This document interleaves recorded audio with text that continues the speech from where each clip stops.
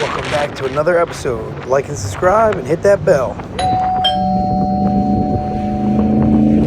It's always clown the Fords. Chevy's got their big problems too, and it's rust issues, and the brake lines like to take it. But what I want to show you guys is something I made a couple years back. So, oh man, that sucks. Just like and subscribe. It's up on the list. All right, so this is a quick tool I made. See, I just slit the cap.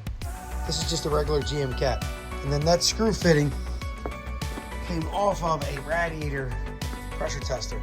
You guys familiar with Advanced Auto Tool Rentals? I rented this years ago, and I ended up buying it. And I literally took one of these off of the tool, off of one of the cats that I never use actually, and I put it on here. I don't remember it leaking as much as it does now, air, but it does what I'm trying to accomplish. So these Chevy trucks, man, sometimes you can sit here and try to bleed them for hours after putting all the brake lines in. So I came up with this just by chance to see if it would work one day. And I'm looking for my stand. Here's my stand. So it was like, I needed something to work. If you're watching that, it's getting there. So here's my little doohickey. And I'm just pumping away. And I'm pressurizing that. And it's, then if you look back there to that wheel, you'll see it dripping. See it dripping off the tire? I couldn't get it to drip at all. See the other tire on the ground, I already did that one and it came, look at the flows coming out great. So I'm just trying to pressurize the brake fluid and push it through the system. Because these things are just the ABS module and pump and everything. You got to do all kinds of crazy stuff. So the first thing I do is I crack the passenger bleeder. Passenger rear bleeder.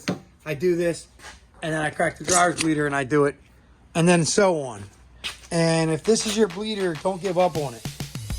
Get yourself a good torch and heat the crap out of it and crack it with vice grips.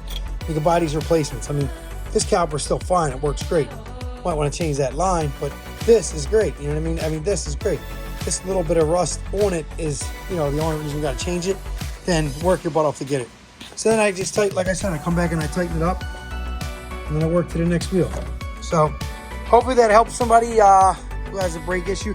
You can use that on a bunch of different cars. The only thing you'll need to do is buy a cap. Cap's usually like $5-6. To me, I think it's worth every penny. And you might need to rent the tool.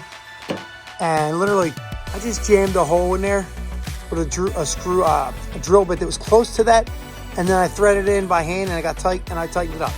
You can do all kinds of crazy stuff, put a nut on the other side, but literally just jam it in there and pump it as many times as you can, and you'll watch it change from no drip to a nice flow. So do each wheel, and then you can then use the computer if you have one to do the automatic bleed. Or what I like to do is I like to actually put the car on the ground. If I have somewhat of a pedal, I will take it in the parking lot and drive it and jam the crap out of the brake pedal. And by jamming the brake pedal, you're activating a bunch of different things.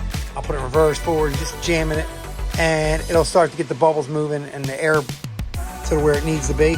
And then I will do a bleed again. I'll have a buddy in there pumping it, and I'll crack a bleeder. Or I'll have a crutch in there, and I'll pump the crap out of it. I'll jam the crutch between the seat and the pedal, and I'll crack it myself. I'll tighten it back up, and I'll go repeat. So hopefully this helps somebody with a little brake issue, brake bleeding issue. Like and subscribe for more handy, helpful hints.